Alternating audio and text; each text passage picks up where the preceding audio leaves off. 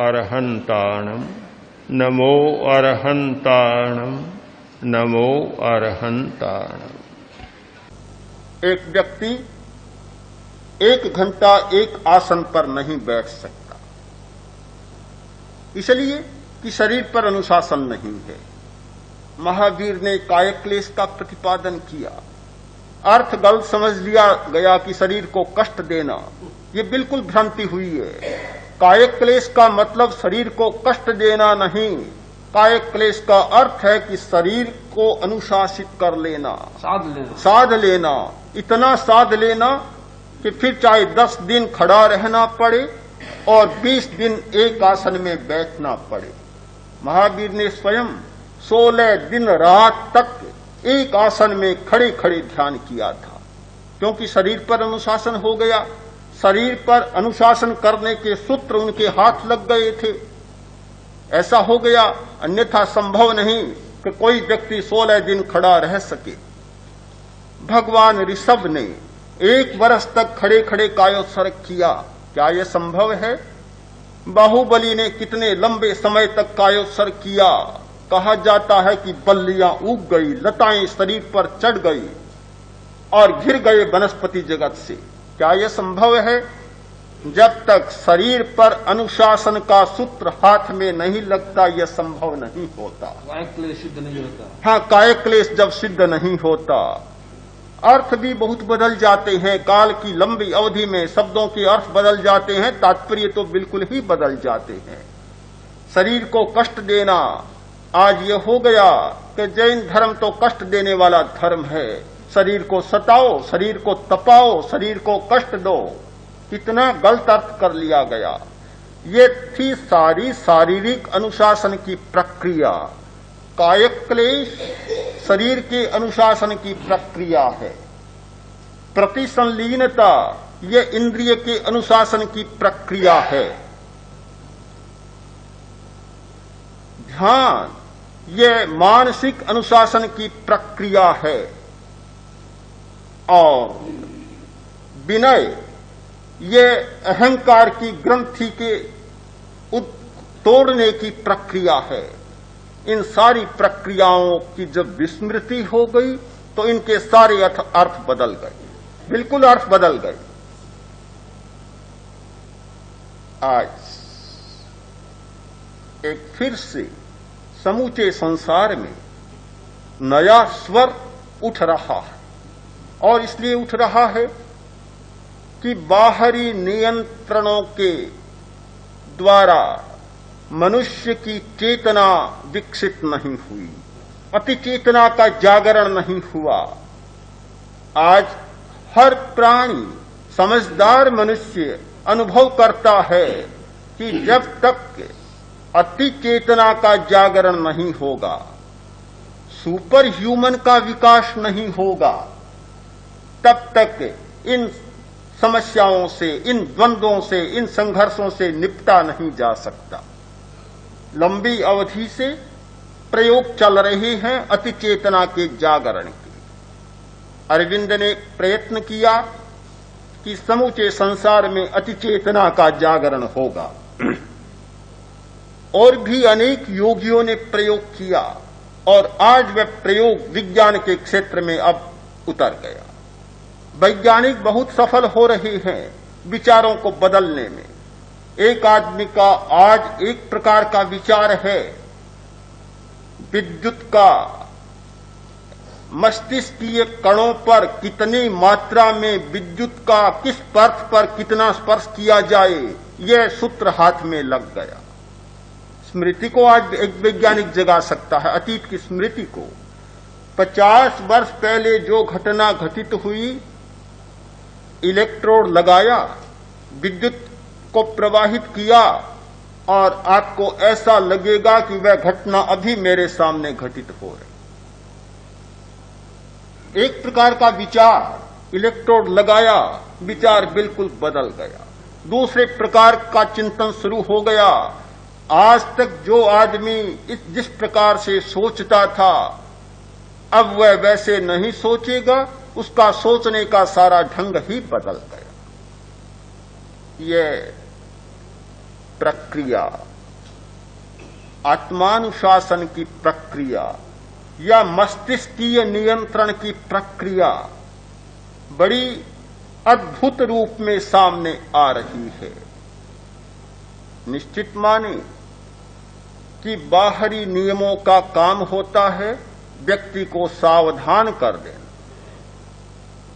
किंतु हमारी कठिनाई है कि जब चेतना नहीं बदलती, एक बार सावधानी हुई और थोड़ी देर बाद उसकी विस्मृति भी हो जाती है, क्योंकि मूल भीतर में तो बदला नहीं, केवल बाहरी जागरूकता आई और दूसरी स्थिति बनी, जागरूकता समाप्त हो गई, व्यक्ति वैसा का वैसा व्यवहार और वैसा का वैसा आचरण करने लगा,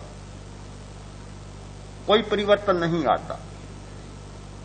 पति ने पत्नी को बहुत समझाया कि तुम ये गहनों का मोह छोड़ो। स्त्रियों में गहनों का बहुत मोह होता है और स्त्रियों की पहचान हो जाती है गहनों के कारण, पता लग जाता है कि स्त्री है या पुरुष।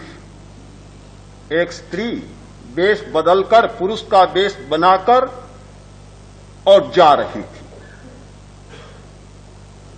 दुकानदार सब बैठे थे, बाजार आया गहनों का, जवाहरात का, आभूषणों का। स्त्री उधर से निकली, दुकानदारों ने बात की, यह तो कोई स्त्री के वेश में पुरुष लगता है। उसने भी सुन ली बात, उसने सोचा कैसे पता चला। आया कि भाई तुम बात तो सही कहते हो, तुम्हें कैसे पता चला?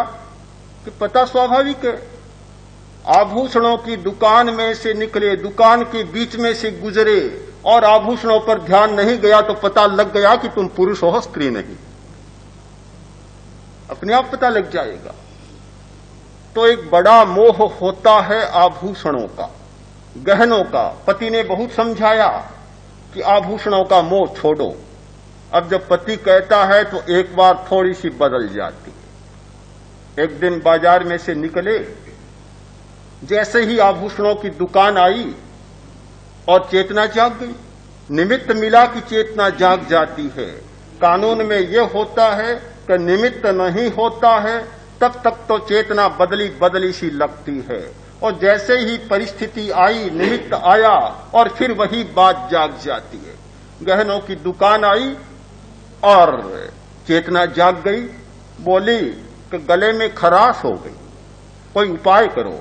पति ने कहा चलो डॉक्टर के पास, दवा दिला देता हूं। कि दवा में खर्च क्यों करें, दवा दिलाओगे तो भी खर्चा तो लगेगा, इससे अच्छा है गले का हार ही दिला दो, खराश अपने आप मिट जाएगी।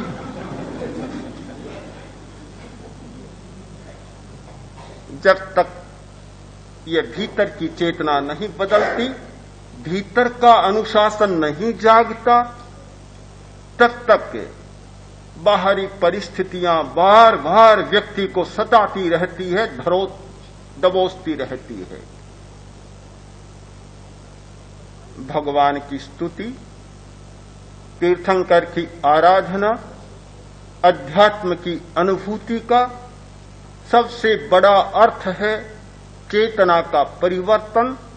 और जो चेतना अपने आप अनुशासित नहीं होती, उस चेतना को आसनों के द्वारा, मुद्राओं के द्वारा, श्वास के नाना प्रकार के प्रयोगों के द्वारा, प्रतिसंलीनता के द्वारा और मनोविलय के सूत्रों के द्वारा बदल देना, भीतर से उस अनुशासन को जगा देना कि निमित्त तो हैं पर चेतना निष्क्रिय, निमित्त बेकार, कोई काम नहीं देता। जहां उपादान जाग जाता है वहां निमित्त व्यर्थ हो जाते हैं। निमित्त तभी सताते हैं जब उपादान नहीं जागता। तो यह उपादान को जगाने की दृष्टि है। भगवान महावीर का एक वचन है बहुत मूल्यवान, अग्र और मूल दोनों का छेदन करो, कोरे पत्तों को मत काटो। केवल पत्तों को काटने से काम नहीं होगा, मूल को भी पकड़ो, मूल तक जाओ, उपादान को बदलो। जब ये उपादान को बदलने की बात आएगी तो पत्ते अपने आप व्यर्थ बन जाएंगे। हम अध्यात्म की भाषा को समझें और उपादान को जगाने का अभ्यास करें। यह प्रेक्षा ध्यान उपादान को जगाने का अभ्यास है। जो व्यक्ति प्रेक्षा ध्यान की प्रक्रिया से गुजरता है वह चेतना को जगाने वाले उपादान का विकास करता है। जिस दिन यह उपादान थोड़ा भी जाग जाता है, अपने आप दृष्टि बदल जाती है और हमारा एक नया चिंतन, नई अनुभूति और नई दृष्टि सामने आती है। कल तक परसों तक जो व्यक्ति कहते थे कि हमें तो कुछ भी नहीं मिल रहा है, आज उन्होंने कहा हमारी समस्या सुलझ गई और आज ऐसा अनुभव हुआ जो जीवन में कभी नहीं हुआ। होगा भी कैसे? कब आपने भीतर में देखने का प्रयत्न किया? कब भीतर में झांकने का प्रयत्न किया? आप तो उस बुद्धि के दरवाजे पर खड़े खड़े बाहर से ही सब कुछ देखने का प्रयत्न करते रहे और जहां से भीतर में कुछ भी दिखाई नहीं देता, घोर अंधकार दिखाई देता है। अब जैसे जैसे भीतर में प्रवेश हो रहा है वह दरवाजा खुल रहा है अपने आप। किसी को 2 दिन पहले और किसी को 2 दिन के बाद भीतर के रहस्य अपने आप सामने आकर दर्शन दे रहे हैं और यह दर्शन ही सचमुच हमारी आंतरिक चेतना को जगाने का एक बहुत बड़ा हेतु बनता है।